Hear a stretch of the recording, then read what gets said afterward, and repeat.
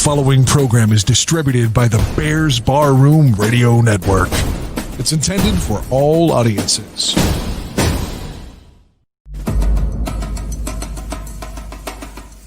Draft on Tap with Danny Shimon and Neil Stopchenski.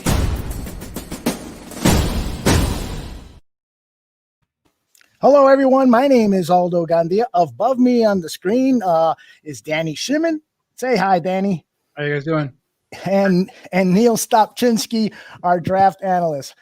We are very, very fortunate tonight to have with us the executive director of the Reese's Senior Bowl. We promised all of you followers who listen to us on our audio podcast and our video channel here at Bears Barroom that we were going to bring on some very, very knowledgeable people, and there is nobody more knowledgeable about the senior class entering the 2020 NFL Draft than our guest, Jim Nagy, the executive director of the Reese's Senior Bowl. Jim, how are you? I'm doing great, fellas. It's good to be back on the bar room. Appreciate you guys having me on. Great. Hey, Jim, before I turn it over to Neil and Danny to ask you football questions, I'd like to know what is the latest with the Reese's Senior Bowl and the whole COVID epidemic? Are you expecting fans? Are you expecting the media there? What can you tell us? Yeah, it's going to look different, guys. We've had months to get ready with some contingency plans for this year, and here we are at a point where we have to implement them. So we feel really good about our plan. But yeah, the stadium's going to be right now at 25%, to be in line with state regulations down here and guidelines, similar to what South Alabama, where we're playing our game this year, has been all season. So we're capped that way. And then we're going to have the media down. We can't have a media day. We really tried to come up with every possible solution to really get the media in front of our players this year, but it just didn't make sense. The main goals are to have practice in a game and put this thing on for the teams and the players. But media is going to be welcome at practice.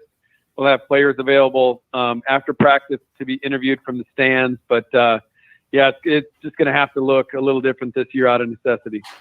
Well, I can imagine what you guys are going through, having to go through all of the different changes and to implement a plan B, a plan C.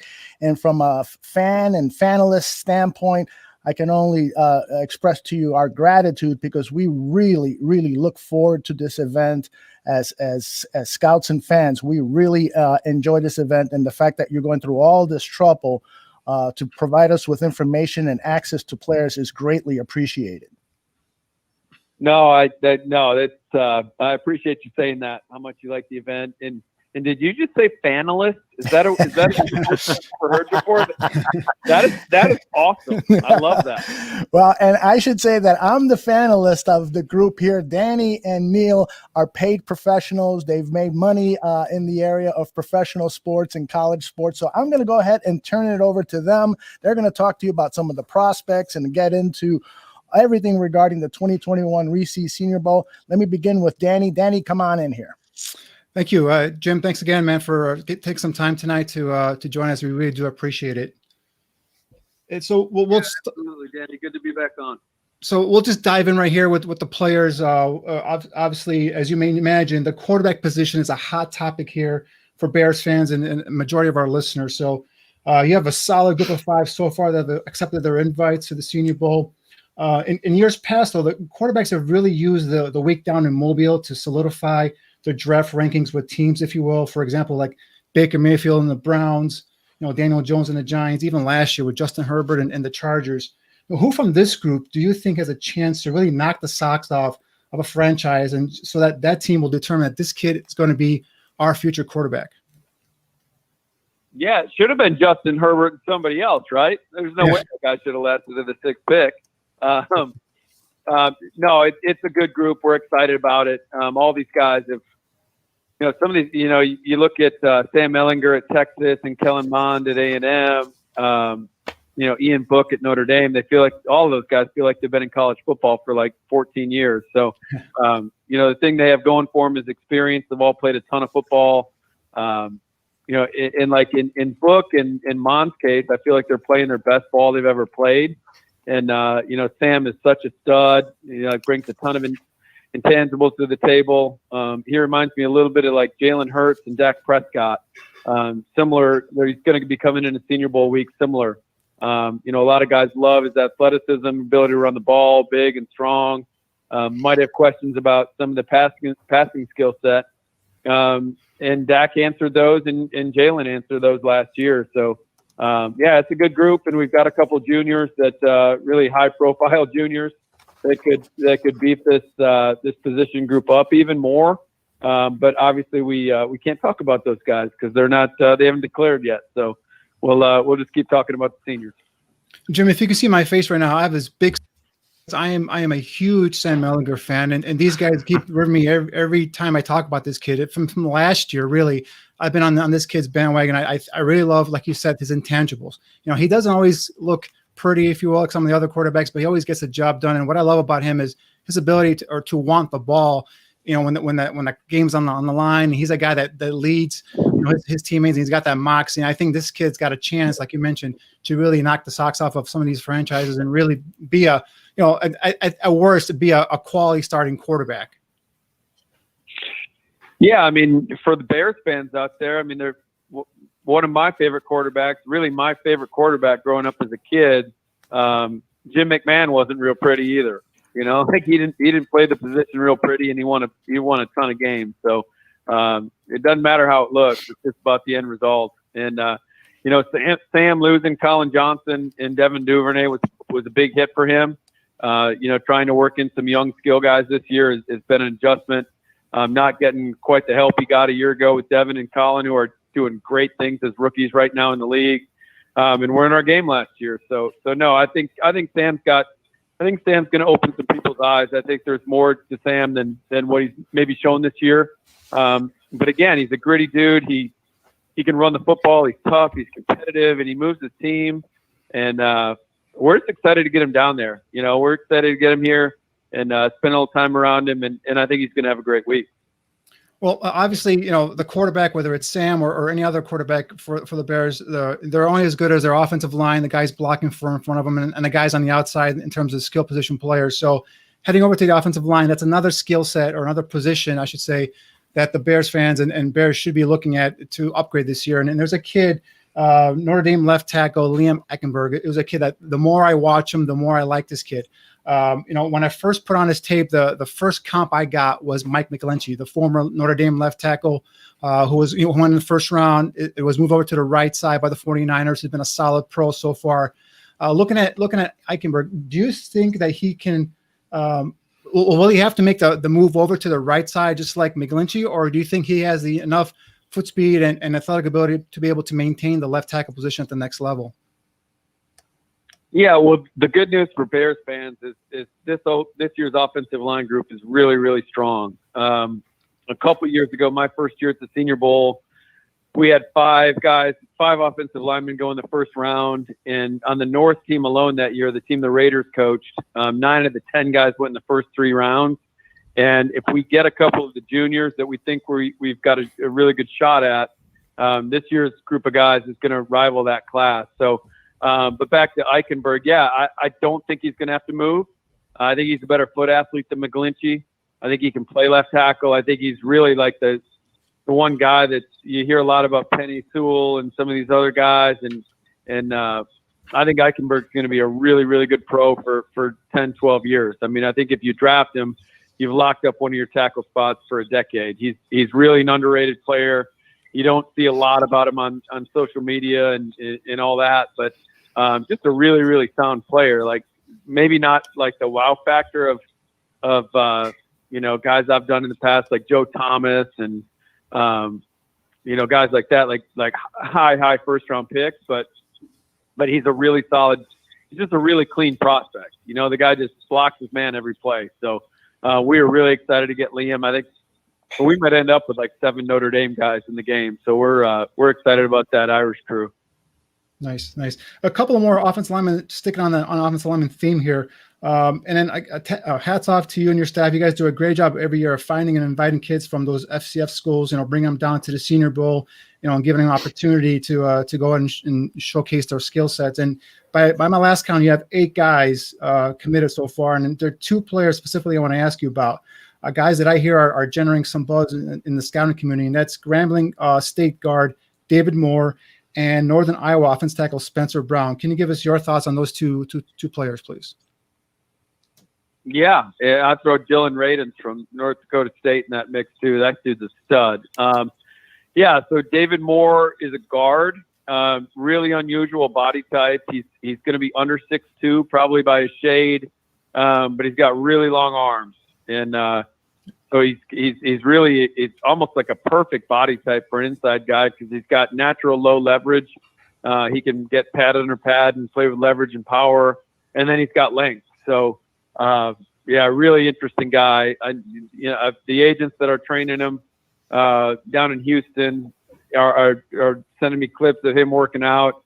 He looks like $1 million, guys. Wait till you see this guy in his pads, and then some of the workout stuff. I mean, he really is a really good athlete. So, kind of a guy that you might want to say he's developmental, but I think it's going to develop pretty quick. I think he's going to start pretty quickly in the league. And then Spencer Brown is another guy that pretty unique in the sense that he's tall, man. He's verified over 6'8", and usually you get that tall. There's kind of the point of diminishing returns when it comes to height and length. But he is such a natural bender. If you just see him break the huddle and get into his stance, I mean, you can see the flexibility in his lower body. So he's really different for a tall guy. He can play low and. His backstory is crazy. He played 8-man football in Iowa. He was a 230-pound tight end and defensive end. And he just kept growing and growing and growing.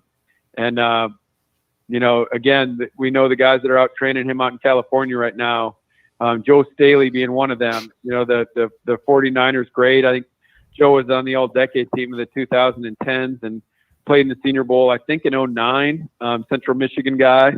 But he's training him, and this dude has huge upside as left tackle. I mean, he's 6'8" with long arms, and he bench presses 38 reps on the bench. And so, most long guys aren't very strong. He's really strong, and just kind of scratching the surface. So, to me, of all the guys in the game, it's going to be interesting where he ends up in the draft because it could be really high. Yeah, he looks like a power forward. He should be playing power forward for the Northern Iowa basketball team. That's how athletic he is. I mean, when he gets out, like I said, he's got a good bend, and when he gets out of his stance, gets to the next level, you can see his athletic ability there as well. But real quick to David Moore, do you think he moves inside his center, or do you think they're going to stick him at guard at the next level? Well, it's hard to say. I've never seen him snap. And in scouting, we like to stay away from blind projections, of something you haven't seen before. Sometimes you use them sometimes, but it's hard to really make a case for guys if you've never seen them do it. So maybe during Senior Bowl week, we'll have him snap a little bit. But he's so powerful as a guard. But center's a possibility. I mean, he's athletic and he's strong. He's smart. Had a chance to talk to David a couple times on the phone, and just knowing people around him, the coaches at Grambling rave about, how intelligent the guy is. So, yeah, that could be a future, but if not, he definitely has starter level ability as a guard. Hey, Jim, Neil here. Great to hear from you, man. It's been way too long. Yeah, what's up, Neil? Hey, not too much, man. Listen, I think when we first met, it was on our practice field down in Mississippi State down in August of 2018. And you came in to get an early look at that massive class that year. I think that was where we shook hands for the first time. Remember that? I do. I think it was that the Jonathan Abrams and Montez Sweat and Gary Green, and yeah, that was a really good class. That was that class. I think we had probably 24 guys out of that class that either got drafted, got signed, got invited to camp, had a shot. It was incredible. The interesting thing about that to me is, with a lot of universities restricting visitation from scouts on campus for games, let alone practice. How hard was it this year to get around the country for early looks at players on the hoof? Yeah, it was tough. Back to your Mississippi State thing, man. You guys kind of knew what you were doing, huh? I mean, yeah. Hey, we sort of had it together a little bit, Yeah, you had it going. The whole dynamic's been kind of different, guys. I mean, that's the whole thing. I mean, everyone's lives have changed with COVID, but in terms of the scouting life, the biggest thing for us is not being able to get out and visit schools and, really connect inside a building where we have good connections and, find out the real stuff about the players, right? I mean, it's one thing to watch the tape, but you want to hear what these guys are like. Neil, you know this. I mean, you can watch the tape. That's the easiest part to me. Like once you get rolling in scouting, the hardest part is trying to figure out the person. And that's why you were always such a good resource at Mississippi State. And that's why scouts always used to love go hang out in your office, was because, you got to figure these guys out. Like, what are they going to be when they get money and more time on their hands and all those things. But it's been tough. Most schools have restrictions on being on campus. We are allowed into games now, but from the stands. So not being on field level is difficult. I mean, you talk to coaches, you talk to other scouts. Us at the Senior Bowl, we started doing those videos, pregame videos a couple of years ago to really help us recruit these guys. And it's changed. It's changed everything. So the schools have been really good with the Zoom calls, and they've been really gracious with our staff, allowing us to be on those calls. But you and I both know, I mean, you can tape those calls. So I don't know how many schools were really being, it would just be different if you're walking in and knocking on the running back coach's door and popping in there, closing the door, and getting the real stuff one-on-one, as opposed to a Zoom call with like 80 people on it. So they were a little vanilla. I know the teams don't feel like they know this group of players very well right now. And that's been a selling point for us with agents and, they're representing these players this year, is like, man, this might be the only shot that your guys have to get in front of these decision makers face to face. So yeah, it's definitely created a challenge. Yeah, it's been a bizarre deal. I've actually been on a couple of Zoom calls myself, just because I'm so fresh out of that program. The NFL generally wanted to get a feel for what's still going on in Mississippi State, since I was there for so long, and just being on one of those calls with 39 NFL guys was one of the more bizarre things. I used to just have like 5 to 10 guys in a room at a time, and we're able to go ahead and get kind of intimate with conversation and be open about things. It was kind of a bizarre deal. Speaking of bizarre, this football season is one of the, probably the most bizarre. I just remember your corner of the office with all your Chicago memorabilia. Yes, sir. Hey, had to represent 800 miles away from home, right? That's right. But, touching on bizarre, like this football season, absurdly bizarre. Every conference has different schedules. Games are canceled. Players sitting out. We touched on FCS guys a little bit. They're not even playing until the springtime. It seems to reason a lot of these prospective draftees are kind of hinging on events like this. The combine, pro days, imperative places, and pieces to their evaluation. Fair to say this year's Senior Bowl has a different feel to it than years past. Yeah, the thing we were really most mindful of, Neil, because of the year we're in right now, and we're like this every year, but we're really mindful of, if we're going to invite FCS or D2 or we had a D3 guy in the game last year, Ben Barch, who's starting for the Jaguars. By the way, is a rookie. He went from D3 to the NFL, and he's starting in 1 year, which is crazy. But what we didn't want to do is invite players to the Senior Bowl from the lower levels, and then, God forbid, worst case scenario, we get to April and those guys not get drafted. And their reason for foregoing an extra year of eligibility being the Senior Bowl invite. So this year, more now than ever, like, I really reached out to friends across the league to make sure these guys were like solidly draftable. Usually that's like 4th or 5th round. If the league's got guys graded in the 6th or 7th round, anything can knock them out during the spring, whether it's bad testing or a medical red flag or a character red flag. So we really did our due diligence on the front end before we extended those invites to these FCS guys this year, just to make sure that, hey, if they're going to come out and do this, like, they're going to go in April. So we really were mindful of that this year. Has the lack of recent film and or the fact those guys have not played a real game of football for a full calendar year and making decisions any tougher, or is that 2019 film good enough for a lot of the guys that you've invited? It was for the guys we invited. We fourth round grades or higher on all these guys. So we felt good about it. I mean, again, they haven't played, so there might be a little bit of a rust factor, but I think the positives outweigh the negatives for those guys in terms of getting down here, showing their body type, letting these guys see them on the hoof, and then compete at practice, show what they are as competitors, and then the interviews.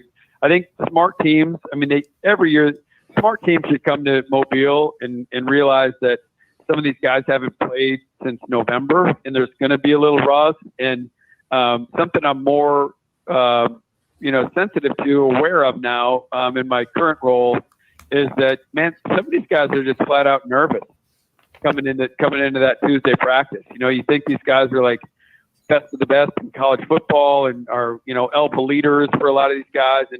But man, that first day, there's a lot of nerves. So the approach I always took was Tuesday was almost like a free pass day. Like Daniel Jones a couple of years ago, he was not good on Tuesday at all. But he got better and better every day. And that's really what most teams are looking for, is a steady progression from Tuesday to Wednesday to Thursday and then into the game. So I think those guys are all going to be fine. They're all going to benefit just from their exposure and being seen, because GMs are not out on the road right now going to games. They are with their teams. If they're out of college games, they have to have that acclimation period with the quarantine stuff, and they can't get back with their clubs until later in the week. So most of them aren't even seeing players. I think there's one GM in the league so far I've spoken to that's actually going out and eyeballing players on Saturdays. So all those small school guys will benefit. Yes, speaking of seeing players, on the hoof there and live in person, there are two kids in the receiver group, Jim, that I'm really looking forward to coming down and watching them play.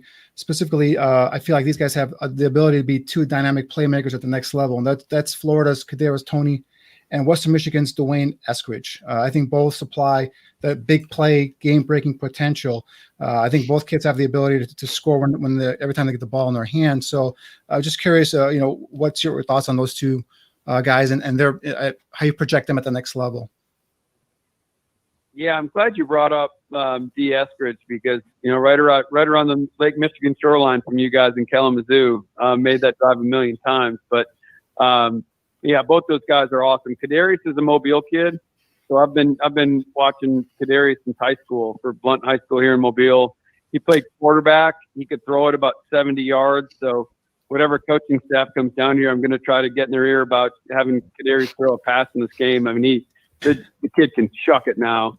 And he's been the most dynamic player on Florida's team since he stepped foot on campus. And that's saying a lot, because they've had, they have 4 receivers from last year's team on NFL rosters right now.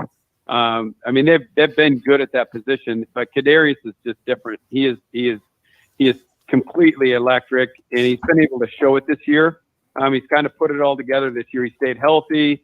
He's really grown as a player, and he's been a human highlight reel this year. So we're really excited to get him back for a lot of reasons. And then Eskridge has made a huge jump this year. I think, talking to teams over the summer, we always thought he was a receiver, but there were some teams that had the mindset that D might be a corner. And I think he's put all that to rest this year. If you draft this guy and don't play him at wideout, I don't know what you're doing. So, yeah. He's playing at a completely different speed than anyone else on a MAC field right now. It looks like he's in fast forward when you're watching this guy, and he's averaging 25 yards a catch, and return game, he's electric. So he's a guy that I think when the season started, most teams, he's mid-round, 5th, 6th. It would not shock me one bit if he's scratching on first round by the end of this thing. He to me, 2nd, 3rd round is kind of a safe projection at this point. This dude is a really good player. Hey, Jim, we talked a little bit earlier when Danny was going through some of these offensive linemen. You mentioned how this offensive line group is particularly deep, which I think we all can agree. We had a show a couple weeks ago. We talked about offensive tackles, went for 2.5 hours. Our show next time is going to be on interior offensive linemen. We'll probably go for 8. Where do you think the draft? I mean, obviously, offensive line is huge. Where else do you think the draft is particularly deep?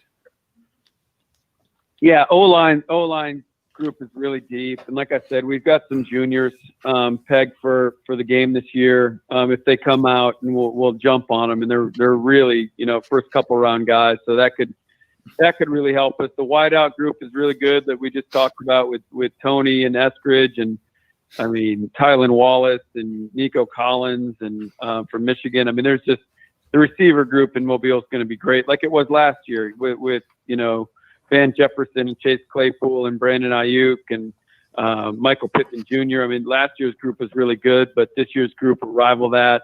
It's a deep running back class in terms of seniors. Usually we have a tough time, finding the right mix there as seniors, because a lot of times, that's a physical position, and those guys jump as juniors. If I would recommend most of them do that. I mean, you only got a certain amount of carries in your body, so you don't want to waste them all at the college level. Mm-hmm. But this year's class is deep when you go with like Najee Harris and Travis Etienne, all the way down the line. Your guy Kylan Hill. I mean, and then there's been guys emerge. Michael Carter at North Carolina has been a huge riser for us. Khalil Herbert at Virginia Tech. That's a loaded group. I think linebackers really stacked. I think the edge group is really stacked. Really, the only center positions this year are interior D-line, and safety's a little thin. Other than that, it's a really strong draft. Is there somebody that you can peg as a dark horse, or maybe a handful of guys you could peg as a dark horse in this class that nobody's really talking about, nobody really knows about, but you're sitting there like, yeah, this guy's going to go high? Well, yeah, Eskridge was definitely one of them. I think Zion Johnson at Boston College is a guy that if you watched his tape last year, he looked like he was a really good player at guard. And, they've had to bump him out to left tackle this year out of necessity. And Zion, to his credit, has done what's best for his football team. And he's taken his lumps a little bit early in the year. I think people that just watch senior tape of Zion Johnson at left tackle are going to have one impression of him. But I think the teams that put Zion stuff in from his junior year are going to have a totally different impression. And he's gotten better this year over the course of the year. He's gotten more comfortable. I mean, as you know, it's different out there playing on the edge. But I posted something on social media about Zion over the summer. I had 4 or 5 teams hit me up right away and man, we really like that guy. Can't you, we're really excited about that guy. Zion might end up being a, second round guy. So he's a guy you don't hear a lot about on social media or the internet. And I think we could probably go across the board, at every position where there's guys that just really stand out that aren't being talked about. So, linebacker Tony Fields at West Virginia. I think making our calls around the league the last couple of weeks, that the league is starting to has gotten onto Tony Fields, but I don't think the internet or social media is caught up yet. Tony Fields at West Virginia is a badass linebacker, man. He is instinctive. He runs. He hits. He makes a ton of plays, and he made a ton of plays at Arizona last year. I can't believe they let him out of Tucson, but he's been a huge pickup for Neil Brown and those guys in Morgantown, and I'm really curious to see how high he goes too. Because watching his tape, he reminded me of Jordan Brooks. I mean, I try to stay away from the comp stuff, but watching Tony Fields tape this year, I felt like I was watching Jordan Brooks from Texas Tech, and we all know he went in the first round. So those are just a couple guys. Yeah, I agree with you on Zion. I saw his tape, and as a kid, I agree. I think second round is probably where he's going to end up going eventually. So, but speaking of social media, you did tease that you're going to probably get a 6th quarterback. Do you want to break some news and let us know who that 6th quarterback is going to be right here on Draft on Tap, or you haven't finalized it yet? We actually have a 6th quarterback that's committed to the game, but his coach doesn't want us to release that until after the season. So we have to stay tight on that one. We're going to get to 8. We're going to get to 8. There's some juniors that are really good juniors. I mean, really, really high name guys that everyone in the country, the kind of household name juniors that we think we've got a really good shot at. So we will play in the state, maybe. Oh, that's a clue, Jim. I'll leave it. Silence speaks golden. All right.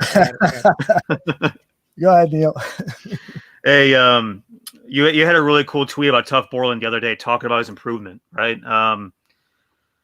Is there anyone else who's really caught your eye in terms of someone who, you kind of had some questions on 2019, made massive gains, massive improvements from 2019 to 20, has completely knocked your socks off from that stance? Yeah. Again, back to Eskridge. He's one of them. Let's see. He's one of them. Peyton Turner at Houston, the defensive lineman. We announced his commitment a couple days ago.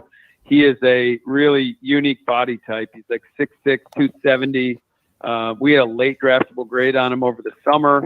Come to find out, he was playing totally like beat up hands, man. He had broken fingers and ligaments and all sorts of stuff going on in his mitts. And as you guys know, it's hard to play defensive line without your hands. And to see what Peyton's done this year, he's made a huge jump. Another guy that it'd be hard to see him getting out of day two at any point. I mean, maybe hard getting out of the second round. I mean, they line him up all over the place. He can get to the quarterback from anywhere. He's really made a nice jump. Man, I'm trying to think. I'm just kind of going across the board of guys that have made jumps over the year. Like Haskell Garrett at Ohio State's another guy. I mean, we had Devon Hamilton in the game last year. Was a 1-year starter at Ohio State and ended up going in the third round at Jacksonville. They're not the same player. They both play, they're both interior D linemen, but they're very different. But what Haskell Garrett's done this year has been really impressive. And he got shot in the face in August. The guy's he's been eating out of a straw for a couple months. I mean, I don't know if you saw that, but he was trying to break up a domestic incident and got shot in the face. And to see how this guy's playing football this year is like it's unbelievable. So yeah, I mean, there's really across the board there's guys, but those are just a handful of names. And Kenny Yeboah at Ole Miss, your old Egg Bowl foe. He transfer from Temple, and Kenny Yeboah's had a really good year in Lane Kiffin's offense, and I think it just highlights if you're going to be a grad transfer, make a really educated decision on that. Don't just transfer somewhere because of the helmet or something. Make sure you're going to get used. And Lane Kiffin's done an awesome job using Kenny Yeboah at Ole Miss this year. He's put up some monster numbers in the pass game. So yeah, that's just a handful of guys. That's awesome stuff, Jim. And you really lit up the show today with a lot of the info you dropped on us. Info bombs, man. That's good stuff. I think the most important question of all, though, all of our listeners really want to know this, right? A lot of us have probably never been to Mobile up here and in these area codes. It's your chance to be the official ambassador of Mobile, all right, for the city of Chicago and for America. Best food, best atmosphere, favorite hangout spot, not called V's. Yeah. Unfortunately for this year, it's a bummer. We've really worked hard the past couple of years to grow the event and build it out and make it a place where fans can come and do more things just in our practice and our game. We had a concert downtown last year with 15,000 people. So we've had to cut some of that stuff out, unfortunately. But best restaurants, I think if you're coming to the Midwest, I think you got to come down here for the seafood. So there's a bunch of restaurants on the Causeway in Mobile Bay. So like Felix's Fish Camp or the Bluegill restaurant. I mean, you get the fresh shrimp out of the Gulf, and I mean, that's what I would come for if I came down here. The best hangout spot. There's a great bar about a half a block from our office called the Haberdasher downtown Mobile, which is a great spot to hang out at. So this year is going to look different. I don't think, some people might not be traveling, but I encourage all the people of Chicago. I love Chicago. Met my wife in Chicago. It's my favorite city in the country. To come down to Mobile because it's a great week. Like literally the entire NFL descends on Mobile. It's, it's a relatively small town. And you can, Neil, you know this. I mean, you walk up and down Dolphin Street that our office is on, and pop into some of those bars, and there'll be 3 head coaches just sitting at the bar having a beer together. So Absolutely.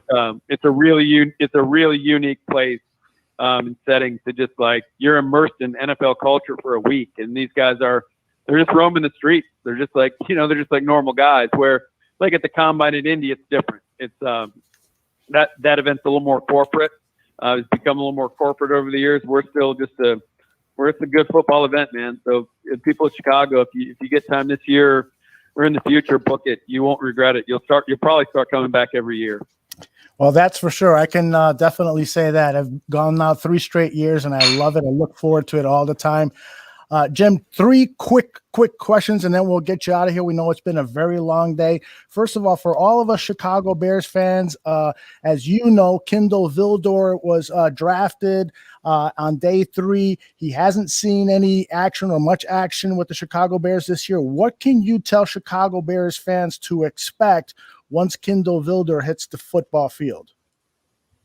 He's a playmaker. Bottom line. I mean, the guy can cover, and he can make plays on the ball. He had a ridiculous interception in our game last year.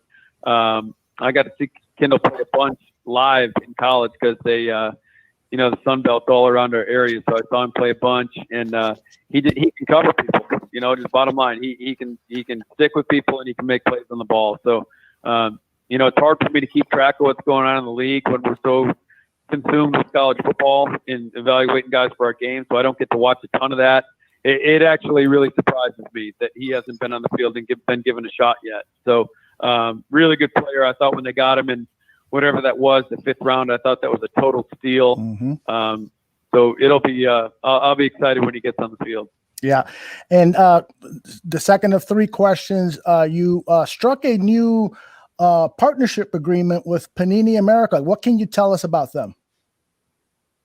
Yeah, they're the exclusive trading card partner of the NFL. So if you want to go out and buy football cards, Panini's the only company you can buy them from, and it just made sense. It made perfect sense for us to align ourselves with them, and they've been doing all our accepted invite graphics on social media, and those things are through the roof.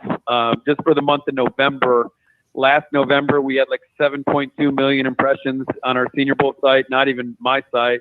My Twitter thing, but and this year we're at like 15.4, more than doubled it. So, and I think the Panini thing and the cards they made have had something to do with that. So it's cool. The great thing for our players, and we're always looking to add value to come to Mobile, is they're going to come down here and there's going to be a photo shoot, and they're going to leave Mobile with their very first trading card. So, cool. I think it's very, very cool. Great. Yeah, we're familiar with Panini here at the bar room. We do a show called Stuff Your Mom Threw Out, which is all about sports memorabilia. And so we're always talking to people from Panini. They're a great company. And so that's a great partnership. And then my final question is regarding the charitable efforts that you folks do down there at the Senior Bowl. You guys do it great. What do you got planned for this season? Yeah, just around our game, one that's been really cool the past couple of years is a group called Special Spectators. And they're involved on the college level as well.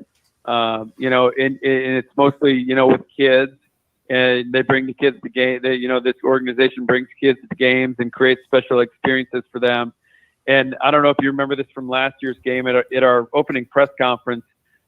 We presented Jalen Hurts with a Rydell helmet. The Rydell Helmet Company made like a half Oklahoma, half Alabama helmet. And we auctioned that off last year at the event, and I think it brought in like $5,000 or $6,000 for Special Spectators. So we're excited to get them back. It's really cool. Like they're on a lot of college campuses, but to have them in Mobile for the week, and a lot of our players are already familiar with their group because they're doing Special Spectator stuff on their college campuses.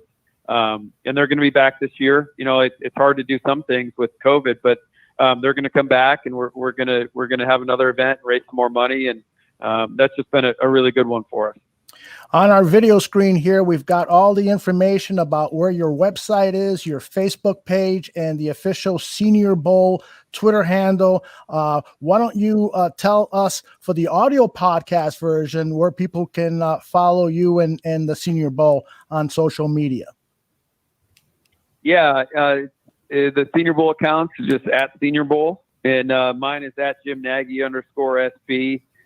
It still feels really weird promoting a Twitter handle as a guy that works in NFL. It still is very, very unnatural to me that I'm on social media, but it's been a good way for us to connect with the players, and that's the reason why we do it. So yeah, hop on, and we're updating stuff daily and giving our draft stuff daily. So we'll keep pumping the accepted invites out. I think we got some more stuff coming tonight in the next coming days. So yeah, we appreciate everyone's follow. Yeah, you guys do a great job on social media. You really do. And you've given us a lot of food for thought here for us to continue our conversations. We hope to see you down in Mobile and then hopefully catch you for another interview after the Senior Bowl when things have lightened up a little bit for you. Okay? Yeah, absolutely, guys. Appreciate you having me on. And love having you guys down. I got my barroom football on the shelf behind my desk. So always love coming on. Thank you very much. Thanks. Bye-bye. Appreciate it, Jim. Thanks, Jim. That was outstanding. What a great guy he is. Awesome. That football that he was making reference to was the Badge of Honor football. Ryan Badgley of the Barfly Tailgate Show, who is also our kind of director of community relations and social responsibility. He presented Jim and the Reese Senior Bowl with our Badge of Honor football, and we've been communicating with our fans through our website and social media about some of the charitable efforts that of the Senior Bowl does. Guys, what's your biggest takeaway from what Jim Nagy shared with us? I'll start with you, Danny. Well, like we were talking about our last show with the offensive lineman, there's a ton of depth. We just covered tackles last time, and we're diving into guards and interior guys, centers, our next show. But there's a ton of depth, so this is a good year for teams like the Bears who need offensive linemen to be drafting those guys. And the other thing is quarterbacks, man. I think 5 are possibly going to go in the first round, and there's like 2 or 3 that are still knocking out there. So this is the year. If you're going to go ahead and get yourself a quarterback, this is the year to go get him. Don't wait till next year or upcoming years. Go get if Ryan Pace is the GM of the Bears, go get your future quarterback this year, this draft. Yeah, 100%. I think what we've seen happen so far this year in the league is we started off with maybe 3 or 4 first-round guys, and we're up to maybe 5 or 6. I think that the one thing that he touched on was when I asked him about particular position groups that have depth to them, there wasn't really a position group that he didn't really talk a whole lot about. And he said safeties and what was the other group that he said wasn't particularly deep? Interior defensive line were areas where he wasn't as deep as the other ones, but offensive line was first one off top of his head, and that's an area of need for the Bears. The receiver position is going to be loaded. We're just talking about seniors right now, and I'm telling you, Eskridge and this kid Kadarius Toney are 2 guys that the Bears can use.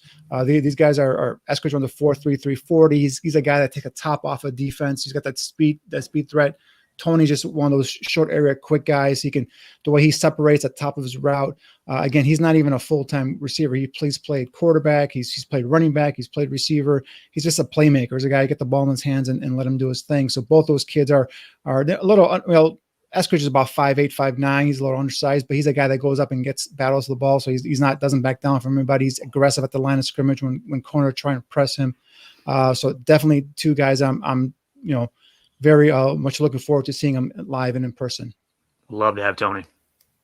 Travis says, if we don't draft a quarterback, do we work for a guy like Sam Darnold? And no, I want a quarterback from this draft class. I don't want Sam Darnold. Yeah. Is there any quarterback out there in the NFL that would intrigue you that, could be had in a potential trade or free agency? Any name that immediately comes to mind? I mean, names that you think of or like, if the Jets get the first pick, obviously it's going to be Sam Darnold. If the Giants get a first pick or close to it, or high, it's going to be Daniel Jones. And, Matt Ryan is doing anything for you with that big contract? Not really. This is the year with the prospects out there, the caliber of players out there right now. I'm very high in this class. If you guys haven't gotten that impression already yet, I think this is the year that you guys go out and get yourself your future quarterback. If I'm the Bears. Yeah. All right. Well, we're coming off a high, talking to Jim about the Senior Bowl. Now we've got to bring things back to reality. We've got to talk about the Chicago Bears as we do on every show here, because this show is dedicated to scouting players who could potentially help the Chicago Bears in 2021.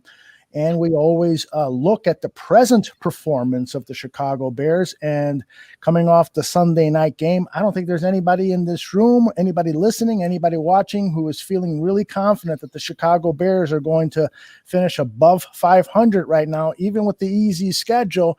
What do you guys think about the performance of the Chicago Bears? Let's start with the offense first, and let me begin first with Neil. What do you think about that game against the Green Bay Packers and the offense? Well, how many times do we have to go up against the Packers and come away sitting on our couches with an empty drink thinking to ourselves, man, that was embarrassing. You know, and it always seems to be every 3 years at this point, we get to a point to where we think that, man, that was just an embarrassing performance. And it was. There's really not a whole lot of good to say about it. I think that there were certain things about the way they opened up that showed promise. I think the offensive line played really well early on, created some big holes. You know, Mont had that 57-yard run. And create a little bit of time for Mitch. And like I said, the last show, I think we need to get Mitch in there. I think at least his legs allow us to have at least a little bit of a Lloyd Christmas chance, right? You're saying there's a chance. 1 in a million. You're saying there's a chance. His legs at least give us a chance when everything, you know, when the ish hits the fan, his legs allow him to be able to do things that Nick can't do. And that's fine. Nick can process better. Nick has more of a cerebral concept of this game, but you know, Mitch has physical attributes that allow him to be more productive at this point with that patchwork offensive line that we have. Again, I think they did really well early on. It kind of broke down the rest of the game, and you know, we ended up with the kind of performance that we had, and you know, ultimately in the fourth quarters when we're having to have that lightning in a bottle sort of effect where we go down the field and make the score more respectable than it was on the onset, but. That's where we are right now. And I hate feeling like, I'm helpless sitting, watching, this offense perform, but that's just kind of where it's at. Danny, I don't know. Yeah. In terms for me, I mean the offense, it's after the game. I'm fuming. I'm furious.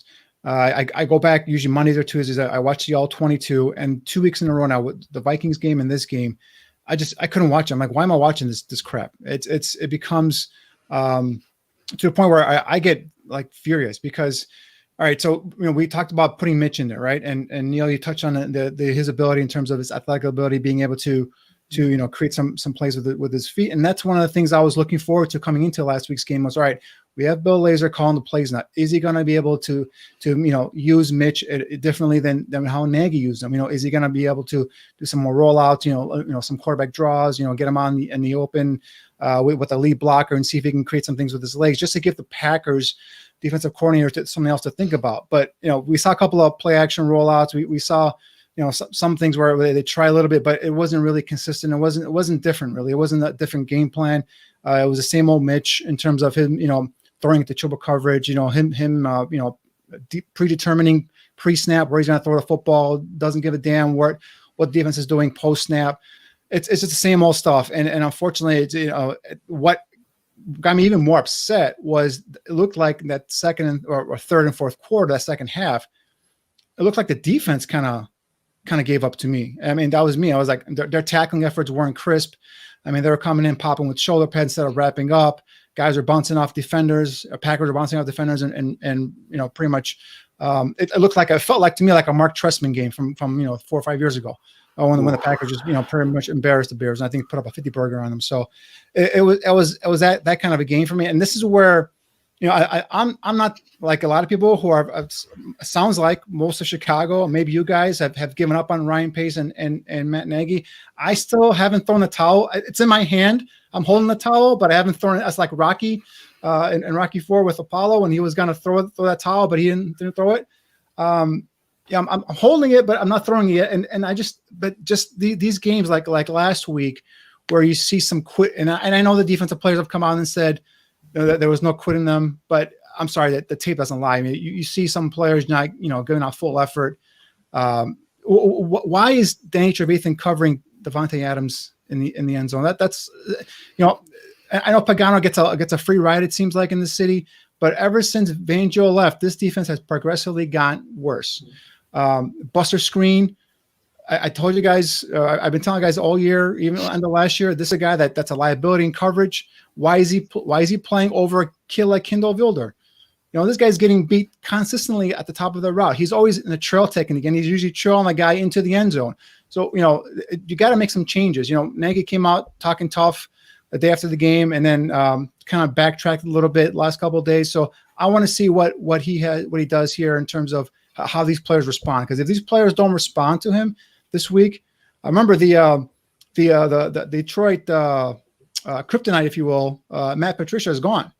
So, typically when a team makes a head coaching change, there's always a little jolt, a little spark. So if the Lions come in here this week and then they happen to get a victory over the Bears, now we're talking, everybody has got to be on alert because God knows what's going to happen. But, they could still win 2 or 3 more games and make it, respectable season, maybe go 8-8, 9-7, maybe sneak in the playoffs. But offensively, the system is broken. I don't know if you have to, fire the whole thing or start scratch. That's the one thing. If you fire Pace or if you fire Matt Nagy, you're starting all over again. And I'm tired of just being Cleveland, just rehashing every 2-3 years, starting all over again. So I thought we had something where we can build down with this coaching staff and with this with Brian Pace and everything. So maybe I'm still holding on to that for a little bit, but I don't know. Right now it's just like I texted you after the game on Sunday, Neil. I was pissed. I was just pissed as a fan. I was pissed, and now I try to go back as an analyst on Monday and Tuesday and watch the game and break it down. I couldn't do it because I was still getting those flashbacks of my anger. Before we continue our evaluation of the Bears, Steven has a question. He writes that, and I saw this, Dane Brugler of The Athletic had the Bears picking Rashawn Slater of Northwestern as the Bears' first-round pick. He had them somewhere in that 15th slot. Now, he's an interior guy, goes Steven, or can he be like a Joe Thomas and play left tackle even with his under 33-inch arms? Guys? We're going to break him down in our next show because I see him as an interior, as a guard. He's athletic. He's a guy that can play left tackle, college left tackle.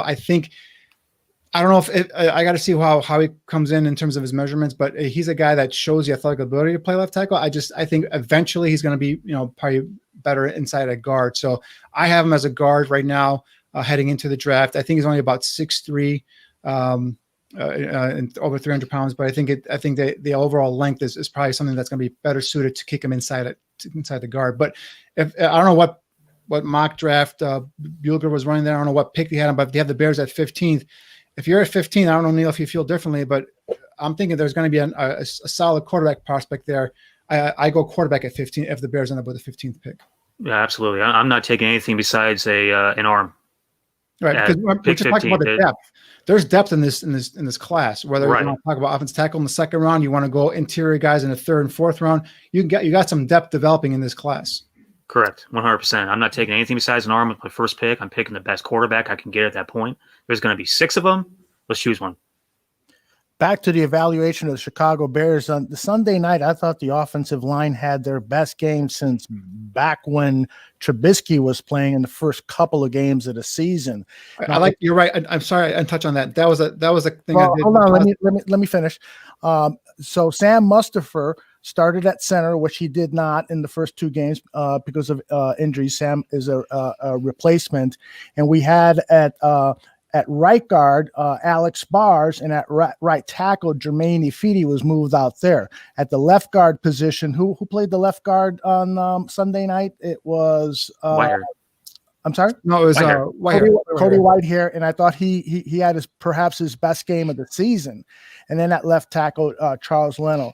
So what that tells me, though, is that, and I'm taking into account that they were playing a Green Bay Packers defense that is not an elite NFL defense, but nonetheless, they played well enough to make me want to think that perhaps there is something there in the interior of the line with Sam Mustipher playing the center, with Cody Whitehair playing left guard, which is what he did primarily at Iowa, and perhaps then moving James Daniels next year to the right guard position. Am I crazy in thinking that? And then we work on the offensive tackles during the offseason, guys? For me personally, I think James Daniels' best position as a pro is going to be at center. So if you want to put Daniels at center and leave Whitehair at left guard, I'm all good with that. And then bring in a right guard and a right tackle, and you can go another year with Leno if you want to roll that way. But that's me. I think what you saw this past week was some guys actually kind of falling into a rhythm, falling into some natural positions. Whitehair at left guard, Alex Bars seemed to actually be functional at right guard. Musfer was decent at center. I was actually pleasantly surprised. In the first half of that game, watching those guys operate. Hopefully they build on that. We actually see a strong offensive line to finish out this year. But I mean, ultimately, it starts up front. We got to get this quarterback some protection. We got to open up some holes for these tailbacks. One of our commenters posted about Lamar Miller. Where was that guy at? The one carry he's had all season was explosive. Get that guy the ball. Give him a couple touches. Yeah, the Cordero Patterson in the backfield experiment, I'm over with that. Yeah, absolutely, 100%. Totally. Now let's talk about the tight end position. It was, to me, I thought it was a little funny that Jimmy Graham didn't get nearly as many snaps as Cole Kmet, which is something that I've been asking for. But I would think that against the Green Bay Packers, it might have been a better opportunity for Jimmy Graham to try to exact revenge on his former team. Nonetheless, it is what it is. Cole Kmet got double the amount of snaps against Green Bay. What did you guys see out of Cole Kmet in that performance against the Packers? Neil, your thoughts? He's a tough kid, and he's going to bounce back from probably one of the more I don't want to say embarrassing plays of his career. Not catching that ball, could not have been a touchdown, but he didn't hold on to the ball, which sucks. But I think the kid plays hard. I love his intensity on the field. I love his demeanor. I love his competitive spirit. I think we got the right guy at that position for the future.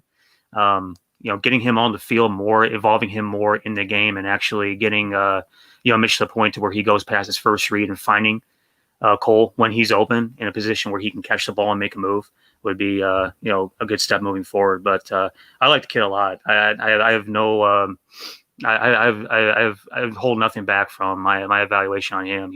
I think he's going to be a really good player for this offense. He's got to get more involved. He got more snaps, but how many targets did he get? I think I count 2, maybe 3. Exactly. Entire game. So I mean, again, is it the quarterback? Is it the system? Is the quarterback just initially at one point that it looked like again Trubisky was just going straight at Allen Robinson because he's comfortable with Allen Robinson. He knows he's going to make the catch. He's going to be where he needs to be. But Anthony Miller had a couple of catches. Darnell Mooney had a couple of catches. But let's get these guys in the action. You got him snaps, but let's get him targeted. Let's see if this guy makes plays down the field. Kmet's a big target. He's a guy that after the catch, he's tough to bring down. So, you throw him a 5-yard out, he can grab and go upfield and might get you a first down. So keep the chains moving. Use these guys. Let's see what they can do. Correct. Yeah, actually, and despite the amount of snaps that Graham had, he had one more target than Cole Kmet. He had 4 to Cole Kmet's 3. So I'm with you. One of the things that Cole kind of revealed, perhaps something he should not have revealed, but did, is that he is there are no plays called for Cole Kmet, at least up until before the Green Bay came, that he is basically out there as the safety valve for the quarterback. And so I think that's, Danny, when you say, is it the scheme? I think it definitely is the scheme in that they're not drawing things up for the young tight end. He's out there to block. He's out there to be a safety valve. And so therefore he's rarely, if at all, the first guy in Mitch Trubisky's progression. So speaking of Mitch Trubisky, again, we talked about it earlier. You guys talked about it earlier. He just is not doing a good job with his progression. Earlier today, Greg Gabriel on the Gabriel and David Schuster Talk Bears.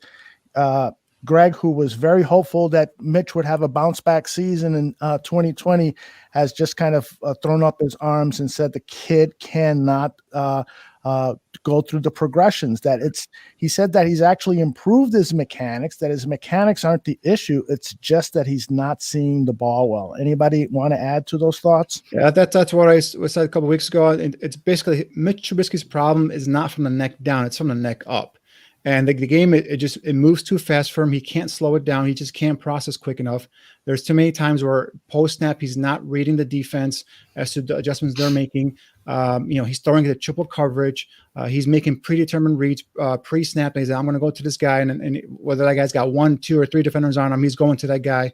It's just not the way you're going to be successful in this league. And unfortunately, I just don't know what else you can do other than what they did in college, which roll him out and make him a half-read quarterback.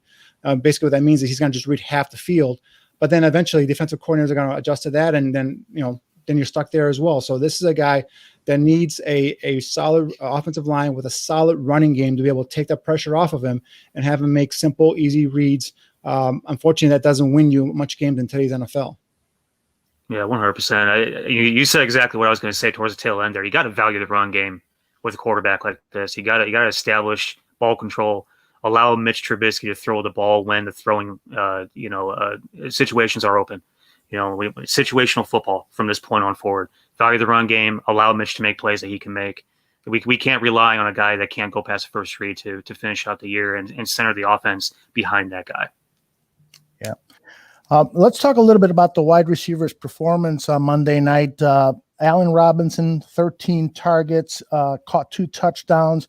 Clearly, there's not an issue with Allen Robinson. In my mind, he is a number 1 quality receiver and would probably be the number 1 receiver for 20 or 25 of the teams in the NFL.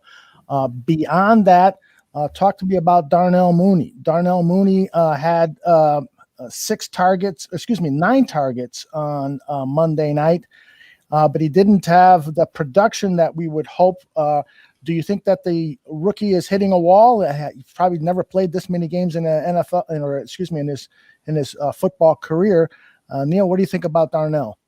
I'm not too concerned about Darnell. I think it's only the first game all year where he didn't produce to the level that we've seen. He's had an incredibly impressive year for as little fanfare came behind that kid, coming into the season as a rookie. I'm very hopeful that he can even continue to elevate, further on down the line this season in the off season and become like a real guy next year. No issues with Darnell Mooney. I mean, I love that kid so far. Allen Robinson, we got to get that guy wrapped up. That's one of the biggest issues, as we move forward is, what are we doing with A-Rob? What's our plan there? Mm-hmm. Are we just going to wait until we completely turn this thing over to have that guy under contract, have the new GM sign him, have the new coach, develop him even further, evolve him further, get a quarterback that could throw to him? That's the biggest question to me. I mean, think about the kind of offensive production, the stat line that kid would have if he had an offense that was functional. Yeah. He's got close to 1,000 yards in an offense that's dysfunctional. Highly producing Pro Bowl caliber receiver, number 1 caliber receiver in a dysfunctional offense. That's astounding. My only issue with Robinson is that should have been a touchdown that first drive, the jump ball in the back of the end zone. That's like the 3rd or 4th time this year he's gone off with a jump ball, a contested catch, and he hasn't come down with it. So that's my only qualm there. But like you said, Neil and Aldo, he's a guy that's and go out there producing with substandard play at the quarterback position. Heading over to Mooney, I think Mooney made some nice catches. I think he only had 3 catches though, but he had 9 targets. Again, he's a guy that I think they should get more involved in the offense, whether it's on jet sweeps or bubble screens, slip screens. Just get the ball in his hands and let him see what he can do in the open field, because neither of these quarterbacks can hit him downfield, even if he's wide open. We've seen that both quarterbacks aren't able to get the ball to him. So in terms of Anthony Miller, again, he had some catches, but nothing to the point where he stood out or anything like that. So it's just a thing. It's like you keep going back in circles. Is it the quarterback play? Is it the play calling? Is it the player development? Why are you not getting consistent production from these younger receivers? Why aren't they become? It seems like every time the Pittsburgh Steelers draft a kid in the 2nd round, he's a star receiver in the 1st or 2nd year. Is that scouting? Is that player development? Is that having a future Hall of Fame quarterback throwing a ball to him? Is it all the above, right? So that's the thing is like with Anthony Miller, we've seen him with the ball in his hands. This guy can make plays. Same thing with Mooney. Guy gets open downfield, but no one can hit someone in stride. And the only guy that's making these plays is Allen Robinson. You see half those catches Allen Robinson made last week, he's falling as he's catching them. Because why? Because they're off target. And he's just falling to make the catch. Yeah. He's also not a jump ball receiver either. Mm-hmm. Oh, So Allen Robinson? Allen Robinson. We're He throwing has been previously. I mean, this year for some reason I don't know why he's just not catching these balls. Maybe it's the contract, right? It's just I'll catch those jump He's balls. catching the one where he's going over the middle. He's getting slammed by a linebacker, but he's not catching the one where he's going up over a cornerback. That is right. All right, let's turn our attention over to defense. We have to talk about Khalil Mack, who has not had a quarterback pressure in 3 of the last 4 games. And Chuck Pagano was asked about that at Thursday's press conference. This is Chuck Pagano on Khalil Mack. He's a pro. He's great. You know, we just sit down, you evaluate it, and you look at it, and you say, okay, you know, what do we have to do? What do I got to do? And again, it falls on me, you know, and we have to put those guys in spots to be successful, and we have to figure out ways to get him, you know, the matchups and to get him out of doubles and triples and slide protections, this, that, and the other. And he gets that part of it, and people are going to make sure that, you know, 52 doesn't wreck the game. I'm sure he's the first picture and slide that, you know, that they put up every Monday, whenever the game's being played, and they say, okay, here's how we got to win this game: offense, defense, and special teams. And when you look at our defense, there's 52's picture goes up and says, this guy is not going to wreck the game. So he gets that. Is he frustrated? Hell yeah. We all frustrated? Hell yeah. You know, so, but I got to figure out a way to make sure that he's successful and our defense is successful. All those guys, and got to put them in position to do that. And that falls squarely on my shoulders. And so I got to be better there. And he's gonna keep working and grinding and fighting and scratching and clawing. Guys, you know, I agree with Chuck Pagano when he says that he has to figure out a way. And because I think his scheme is part of the issue with Khalil Mack's lack of numbers. Now, I have noticed that against young players, rookies, and journeyman offensive tackles, Khalil Mack has his way with them. But when he plays a veteran, polished offensive tackle, he has more of a challenge. He still faces double teams. He still faces holdings and so forth. But there, you know, he's not the Superman we've all been, you know, sold to believe that he is because of his salary, because of whatever. I'd like to get your thoughts on Khalil Mack. Danny, start with you.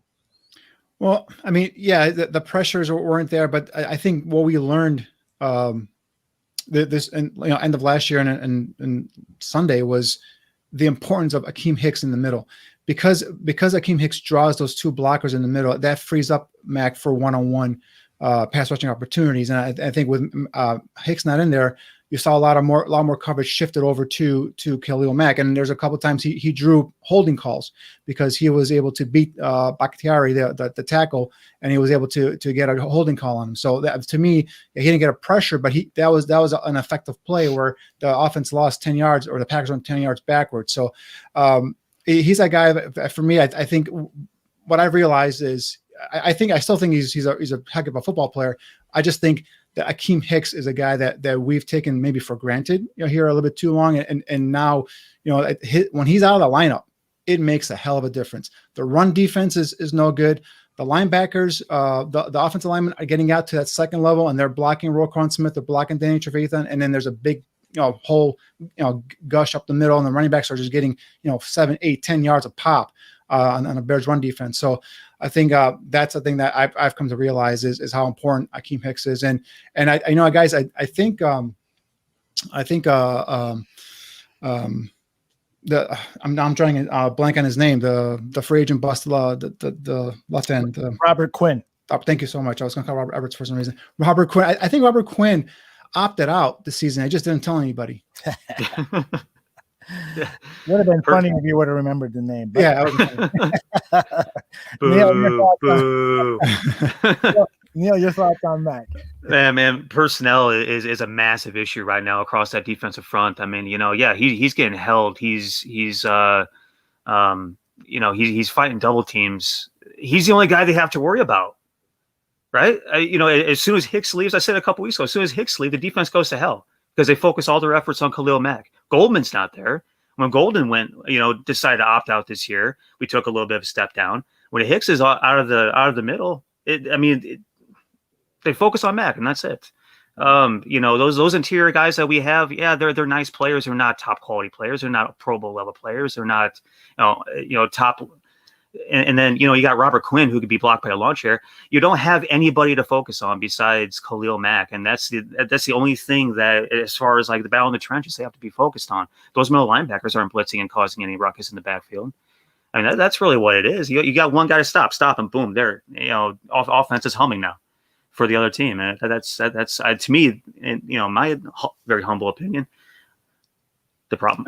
And there were a couple of times I saw Mack and Quinn drop back in coverage. Well, actually, I'm glad that you mentioned that. It's a good segue. I produced a videotape based on what I saw of Robert Quinn, trying to figure out, what's going on with him, why the lack of production. I want to share that with you guys. I posted it on our Bears Barroom YouTube account, so you can check it out there. But I want to share it with you guys and get your thoughts on it. So there's a lot of talk about the lack of production from Robert Quinn, the $30 million acquisition by Ryan Pace in the offseason. And when he was first acquired, a lot of people complained, well, he's a 4-3 defensive lineman. Can he play in the 3-4? And the response from many people was, don't worry about it. The Bears play a lot of 4-3. My contention, though, is that he's got to learn a lot of the hybrid type defensive end linebacker position. And you don't have to go far to see that from last Sunday's game against the Packers. On the first touchdown, here's Quinn playing that hybrid position. And he is not going to rush the quarterback. In fact, it's just going to be 3 linemen, your best pass rusher, Khalil Mack, and then it's Brent Urban and Bilal Nichols. Why isn't Quinn rushing the quarterback? He's going to drop into a zone, and as you can see here, his pass coverage skills don't look too good, although he does the right thing and he passes off his man to Danny Trevathan. Now, why Trevathan is on the field on this zone play is another question mark, but that's a video for another day. Doesn't make sense to me that Quinn is dropping back into pass coverage and you have Brent Urban and Bilal Nichols along with Khalil Mack rushing the quarterback. If you're going to rush 3, shouldn't Robert Quinn be one of those 3? And then there's the second touchdown the Green Bay Packers scored in the Chicago Bears, and this is Quinn sort of standing up in a hybrid position. He tries to block tight end, longtime veteran Mercedes Lewis, who throws him to the ground, and then Quinn tries to desperately get back because apparently he was playing man-to-man coverage on him. I don't know what was going on here, but it's clearly an example of Chuck Pagano using Robert Quinn in ways that are not suitable for his strengths. During his first press conference with the Chicago Bears, Robert Quinn was asked, what do you think about playing this 3-4 hybrid linebacker position? Coach Pagano isn't really going to change his defense because of me. I got to fit his defense. Maybe Chuck Pagano needs to adapt to Robert Quinn because Robert Quinn is not adapting to Chuck Pagano.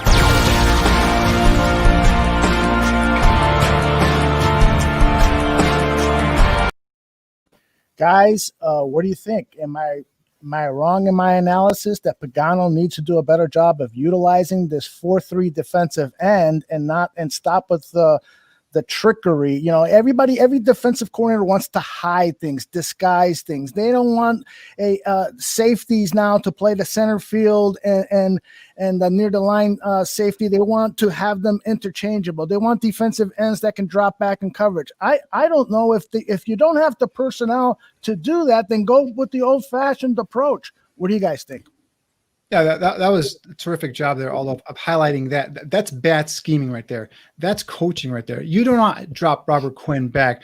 You're rushing. You saw that we're rushing 3 guys. All right. What happens to Mack? Gets double teamed right away. You got the guard and tackle on him, and even yet still, he still gets Aaron Rodgers to kind of shuffle his feet and move to his left in the pocket, but 2 guys on him. But Robert Quinn dropping back in coverage, that doesn't work. You didn't give him $30 million for his coverage skills. You put Robert Quinn on the line, and like I said, stop getting cute.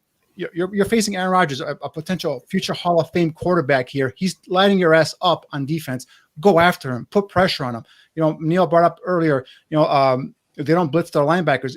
When Roquan Smith blitzes up the middle, he's effective. So if you're not getting pressure with your 3 or 4 guys, bring extra pressure. Start blitzing some guys because you know what? Sitting back in cover, that was an 8-man coverage right there. 8-man and drop back in coverage.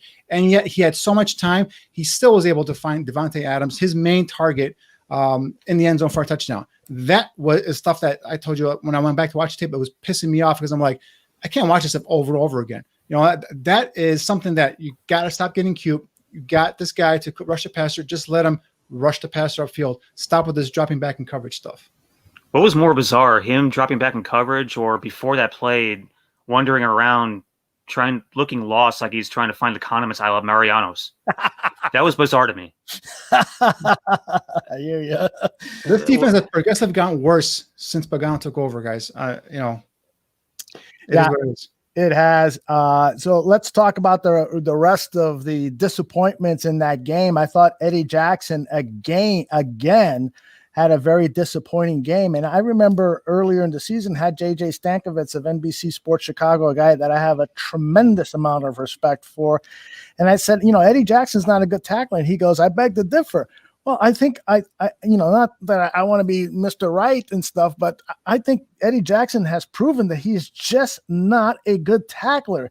And even more disappointing is that he seems to be guessing now when he is playing that center field position and not making good calculated guesses. And then I'll add on one other fault in Eddie Jackson's game. And we saw that a lot in the second half because there's so much of an emphasis to help out the offense. He's being caught stripping the ball, and that's making his tackling problems even worse. I disagreed with Tony Dungy when he said that the defense looked like they quit. I don't think that it looked like they quit. I think that they were just trying to strip the ball away in so many instances, and that was the issue with why the defense looked like they quit. But back to Eddie Jackson, your thoughts on this guy who Ryan Pace has now made a huge contract investment in. Do you expect that he can go back to that type of season that he had in 2018, 2019, those seasons? With Eddie Jackson, I think we talked about it before where I was so high on him coming out of high school. And we're talking about a high school quarterback too. Talking about a kid that was taking snaps. Not that he was, spraying the ball over the field or anything like that, but the kid was taking snaps. He was, being a team leader and everything else like that. He had a really nice career at Alabama. He comes in and, blows up that first year, gets himself a nice contract. I think once you get to the point where you're being paid a ton of money to be really good, you need to go ahead and be a little bit more physical and be a little bit more sure of a tackler. We talk about how Robert Quinn's not being paid to drop in coverage. Well, Eddie Jackson, we're not paying you to olay, ball carriers in the open field. Make a tackle, man. Just make the tackle and stop worrying so much about stripping the ball. Make the damn tackle. Because the more that you try and strip the ball and don't make a sure tackle, the more yards they gain and the more that they have an opportunity to slip by and run down the field 45 yards and put in first and goal situations. I mean, the kid, I love the way that, he ball hawks. I love his ball skills in the open field, reading the play from center. But, you got to be physical. You got to make plays physically. That's just what safeties do. You got to be that player if you're getting paid that kind of money. Yeah, in terms of me, I've been on this for a while now. For me, Eddie Jackson is not a downhill thumper in terms of the safety. He's a guy that's going to be a ball hawking free safety back there. Should he come down and make sure tackles? Yeah, he's a safety. That is his position. He should be able to be a secure tackler. And he is coming down. Aldo, you made a great point. He is coming down, trying to punch away at the ball and trying to get these hits to dislodge the football, and he's missing tackles. The other thing is, if I remember correctly, that long touchdown to the tight end Robert Tonyan, I think he tried to bite on a he thought he was going to read the route and jump the route and pick it off for a touchdown because he's trying to get the ball back for the offense and possibly even score. And I think he bit, and that's how Tonyan got past him down the field for a huge long touchdown there for to the tight end. So, I think the whole defense is pressing. I think they know the offense is not very good, and that they have to start creating turnovers and possibly even scoring for them to actually, win some of these games. So I think that could be part of it. But yeah, for me to expect Eddie Jackson to be a downhill thumper, a physical presence in the middle of the field, it's just not going to happen. His game is that ball hawking safety, being able to jump routes and create turnovers. So, but he does have to start coming in and start securing those tackles. Your thoughts on the play of the rookie cornerback Jalen Johnson, how he is progressing as the season goes on? Is he trending up? Is he plateauing, or is it kind of a roller coaster ride with his performance? Danny, start with you. For me, Johnson, I think is plateauing a little bit, possibly even trending down a little bit. I think he's also one that's been caught trying trying to get the ball out and not securing tackles. That touchdown that you showed to Mercedes Lewis, where Robert Quinn had him initially, I think that was Johnson's guy. If the tight end releases, Johnson was there to pick him up, and I think Johnson misread that play and decided to come in. And you see that on a replay that Johnson's caught in the middle of nowhere as he's coming in, and then the next thing you know, Lewis releases out to the flat, and that's where a touchdown comes in. So I think that's a mental error there on Johnson, if I had to guess on what that assignment was, or his assignment was on that particular play. So I think he's a guy that came in, played very well. Still is a very good young building block on that defense. I'm not down on him. I just think it's a rookie at this point now. He might be hitting the wall. We talked about it earlier with Cole Kmet hitting the wall. I think Johnson might be hitting the wall maybe a little bit, but I think some of the mental gaps now I've been a little bit more noticeable with him getting beat, and then also not wrapping up and tackling. So I think he's plateaued a little bit. Yeah, agree. Plateauing a little bit. Had a really, really nice middle part of the year once he finally got into a groove. Still like the kid a lot, man. I mean, he was a great pick. Yeah. We can't really of all the things we say about Ryan Pace and his draft picks, that was actually one that turned out to be pretty damn well. Mm-hmm. I think that cornerback room is probably one of the shining spots of everything that we've done so far this year. I'm not going to talk bad about that kid. He's had a hell of a year, and even if he is plateauing, he's still playing at a pretty high level. Yeah, can't really complain about him. Indeed, he's definitely an upgrade over Prince Amukamara. 100%. Oh yeah, 100%. Well, Prince is not in the league now for a reason. His body just started to betray him, but Prince, was serviceable for his time here in Chicago, but it was clear that it was the right decision to let him go. All right, so let's talk about the Bears and the Lions. The Bears have had their way with the Detroit Lions for the most part, and Mitchell Trubisky has played very well against the Detroit Lions. The one big change that we can probably anticipate this upcoming Sunday is that Mitch is not going to see the man-to-man defense that he faced against the Lions probably 90% of the time when he would play those guys, and he just took it apart in Mitch Trubisky style of taking defenses apart. So are you concerned here that the Bears offense is going to face more zone from the Detroit Lions, and that Mitch is going to be unable to produce the kind of results he has in the past against the Lions? Guys, if I'm being honest, I'm concerned every time the Bears go into a game with Mitch Trubisky as a starting quarterback. I'm just going to be honest. I mean, he is what he is for me. He's at best a backup quarterback. He's not a starting caliber quarterback. Could they eke out a win? Sure. Do I expect the Lions to change things up? Maybe with Matt Patricia gone, play more zone, possibly. But this is not going to be an easy. There's no easy victory on the Bears schedule. The Texans were playing on Thanksgiving Day, and then they're kind of going through the broadcasters were going through their schedule, and they're kind of marking off, games that they could possibly win. And they have the Texans beating the Bears. So other teams are marking off the Bears as easy wins. Like we're looking at Detroit saying, oh, this could be a easy win for us. So, any game, any Sunday now, it's going to be a game where you don't know if the Bears could win, but the Bears could lose. At least that's where I'm coming from, especially because that quarterback position is so up in the air right now. Mm-hmm. What does it say about the Lions and the Bears are 3-point favorites? That's because of home field. That is right. I have that here. That's what you look at. You look at the fact the Bears are 3-point favorites going into this game. I'm not sure where the line opened, but holy cow. After what we saw last week against Green Bay, if Vegas knows anything, there's something going on in Detroit that we don't know.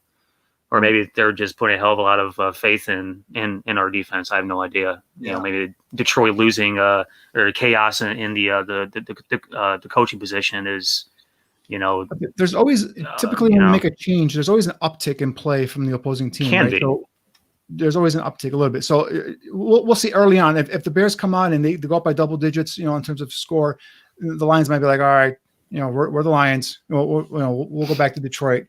But if they come on, they put a couple scores up on the Bears. They could get that confidence going, and you never know. Like I said, with unreliable quarterback play and an offense that doesn't put up much points, I can't just say any week now. This should be an easy victory. I think a lot of times you can look at potential outcomes just by two things. Better coaching or better quarterback play. And I think the one thing that sticks out in this game is the Lions have the better quarterback.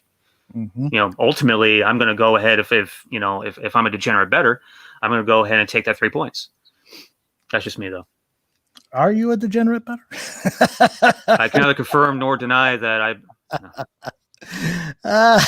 bet you he is. I'm beginning to sense that he is. The rest of the schedule, let me bring that back up here.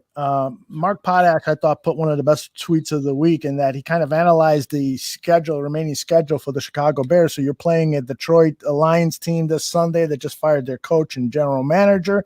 That follows up with a game against the Texans, and the Texans have had Will Fuller, their top wide receiver, is out for the season. They've had some other issues. It's definitely not a good football team.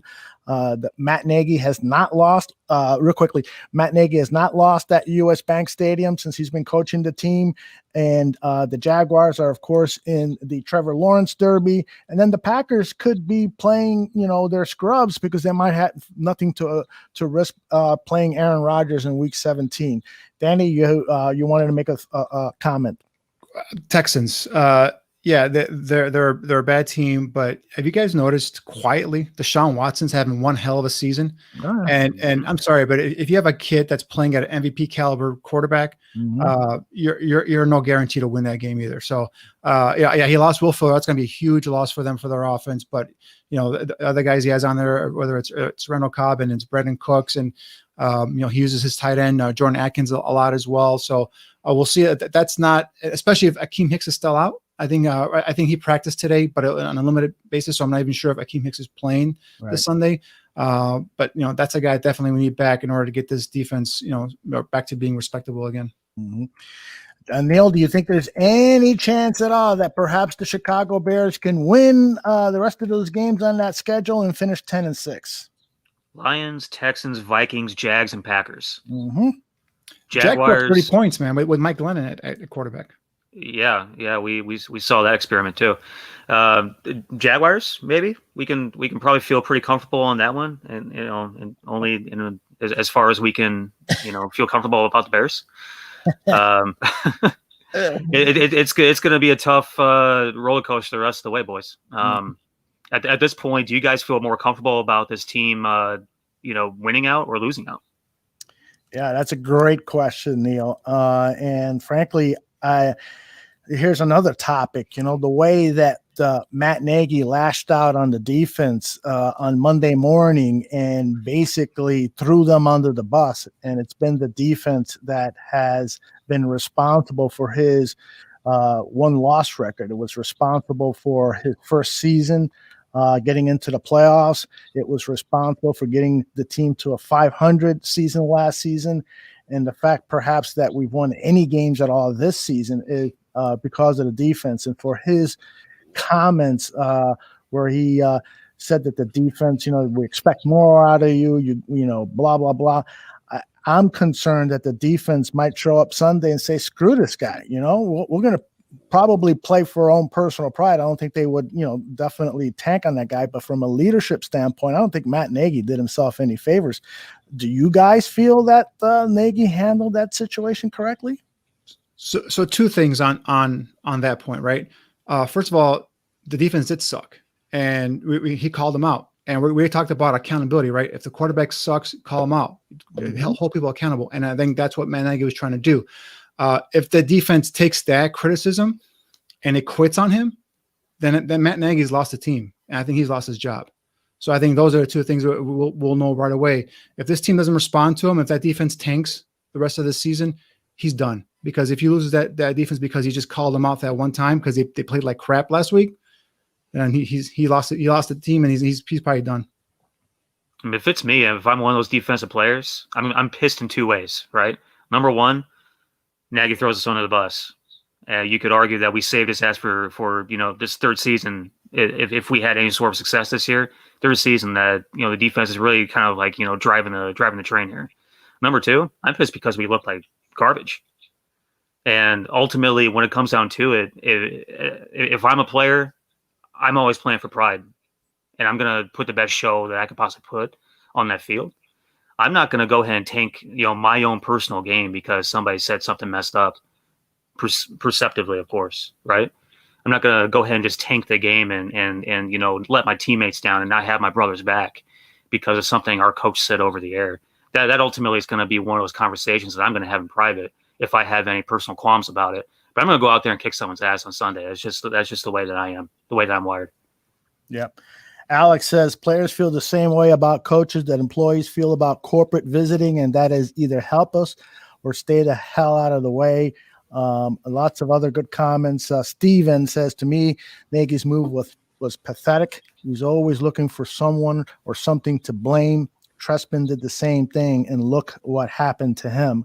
So, I don't think. But you guys think he said that he was out of line, and what he said about the defense? And they play like crap. Yeah, right? He's absolutely correct. They did not play well, but to publicly take that, to the media and express it that way, I would not have done that as a leader. I would have said, hey, I'm not happy with any of the three phases of football. We didn't make enough plays.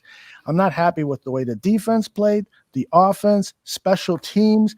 I've addressed that with them personally. I've talked to each of those three units, but to throw the defense under the bus in front of the media, that to me is just poor. You, if anything, Matt Nagy should have said publicly, I might get fined here, but these officials, they're just killing us. And we're a frustrated team right now.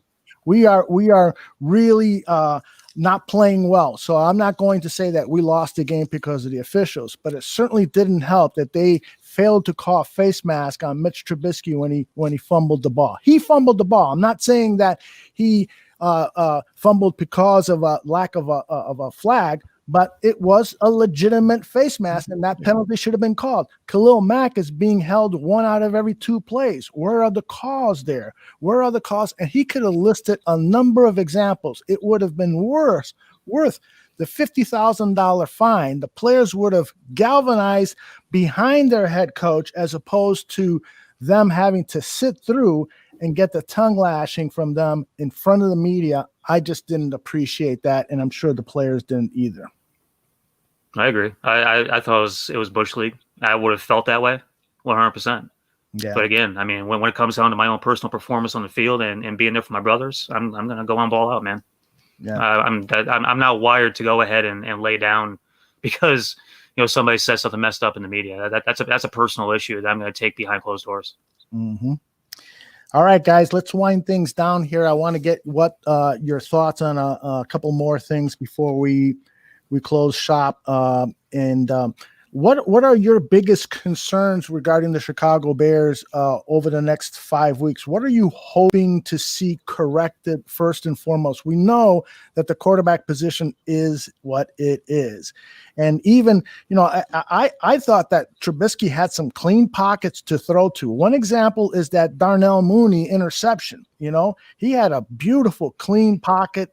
Everybody was at least 2 or 3 yards away, and yet he chooses to throw into double coverage. He just made a really bad decision there. He said that, in his press conference, he said, we have been practicing that play all week. We knew we were going to go for it. We got it called. And so he's predetermined there. Just because you've been practicing it all week doesn't mean that you pulled the trigger. So let's forget about seeing improved play.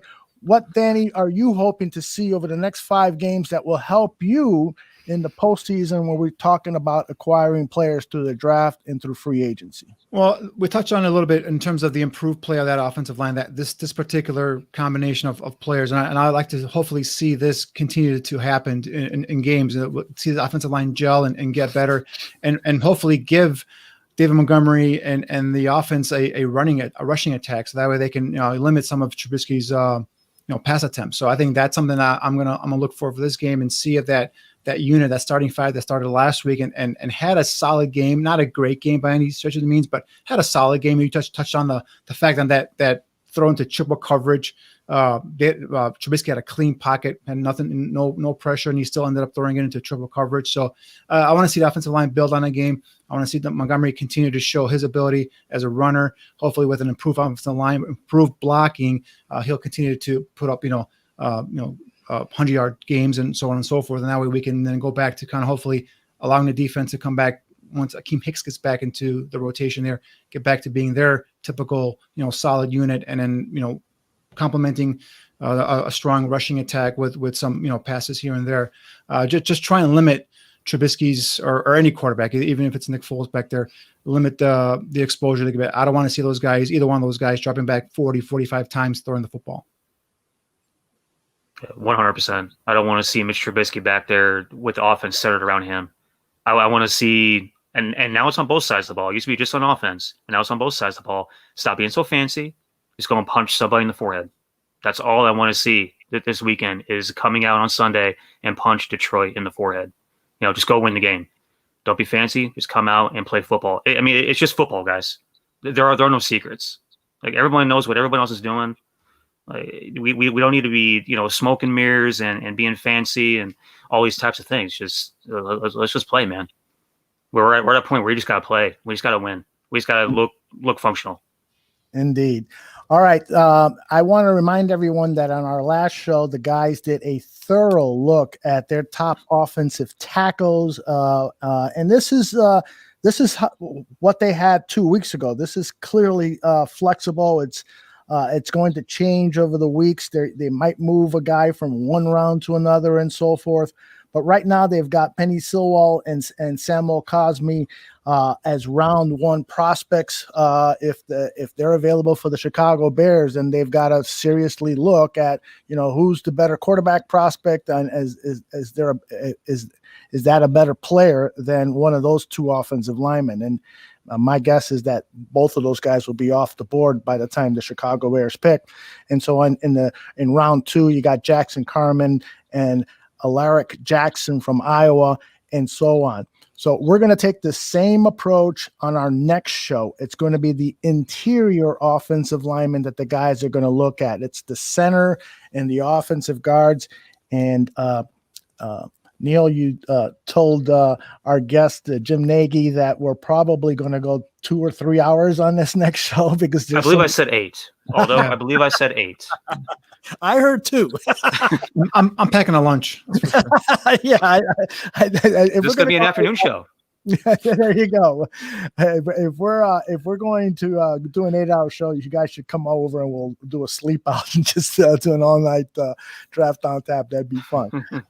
There's a lot of talent at this group. There's a lot of guys that I'm already like 15 prospects in, and there's still more to guys I'm going to be watching. So definitely going to be a show where we cover a lot of names, a lot of players. Mm-hmm. Bellissimo is with us, and we always appreciate Bellissimo's thoughts on things. He asked, why is Darrisaw, is he getting round one talk? That's absolutely absurd. I don't know where that's coming from. I think, Dan, you and I were talking about this. Kuiper's got to be doing somebody favors or something. There's no way that kid's going round one. Yeah, he's getting a lot of hype in round one from the media talking heads, but I mean, I don't see it on tape. And then I thought I was missing something, so I asked Neil. I'm like, hey, do you see this kid going in the first round? And he's like, absolutely not. I think Neil hates him more than, or doesn't hate him, but I think he was sour on him more than I was. Yeah, I think what did I say on him? I think I wrote down 2 words initially on my evaluation. I wrote down 2 words, and that was it. It was soft and lazy.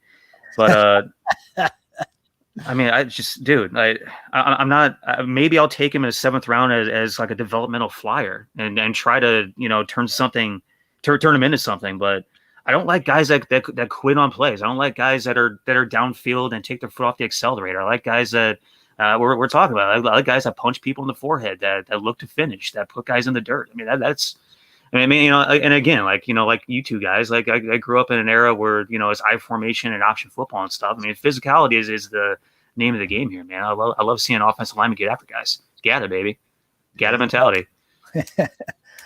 All right, guys. Any final thoughts before I roll the closing music? I hope they bench Buster Screen. Time to see Kendall Vildor in there. Let's do it. Can't be any worse. I agree. It was nice to hear Jim Nagy's thoughts on Kendall. It gives us hope that that clearly we may not see much of him, if any, this season. but that there's some hope that he can come in 2021 and take that starting job away from Buster, who is highly unlikely to be with the squad next season. But it would be great to see Kendall fulfill that promise that, Danny, you and I saw down at the Senior Bowl. Because correct me if I'm wrong, Danny, weren't you pleased with the way he played down there? He was a kid that caught my eye down there at the Senior Bowl last year.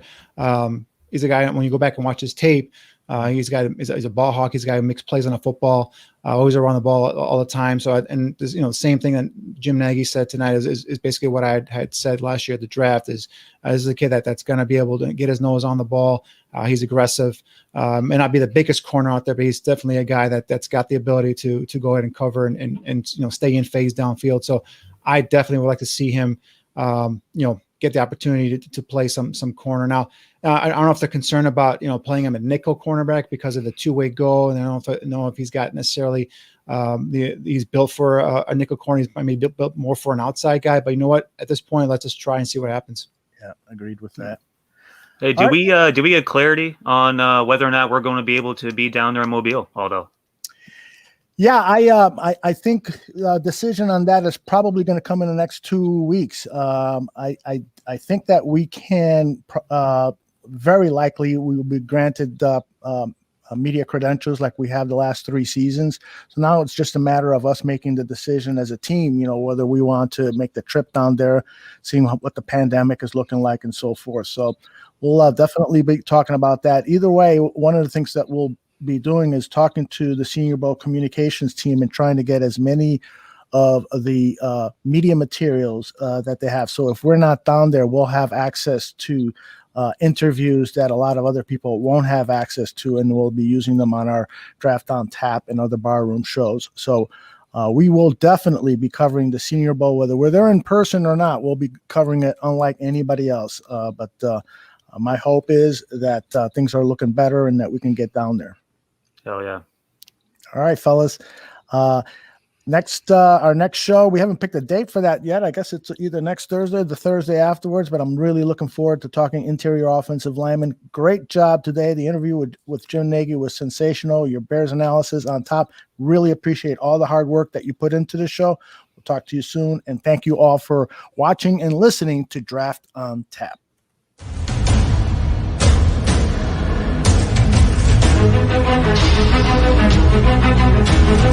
Thank you.